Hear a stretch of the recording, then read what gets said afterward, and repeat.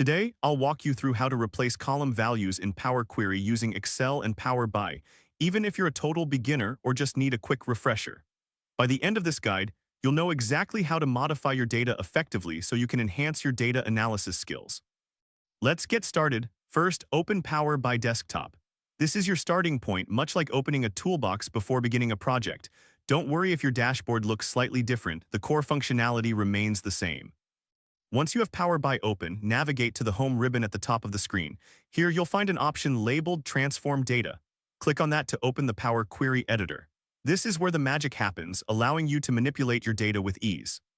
Next, you'll need to choose the table where you want to perform the value replacement. Think of this as selecting the canvas for your artwork. If you have multiple tables, make sure to select the correct one to avoid any confusion later on. Now locate the column title that contains the values you wish to change.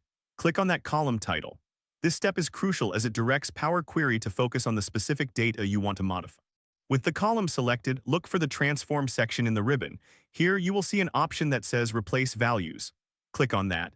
This feature is like a magic wand that allows you to swap out old values for new ones in just a few clicks.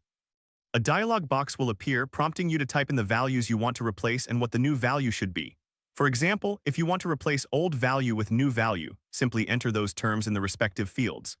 This process is straightforward, but take your time. It's totally normal if this takes a moment. After you've entered your values, confirm the changes. You should see the column update in real time, reflecting the new values you've set. This immediate feedback is one of the powerful features of Power Query, making data management efficient and user-friendly.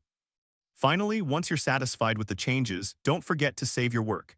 You can close the Power Query Editor and return to your main Power BI dashboard. Your updated data will now be ready for analysis or visualization.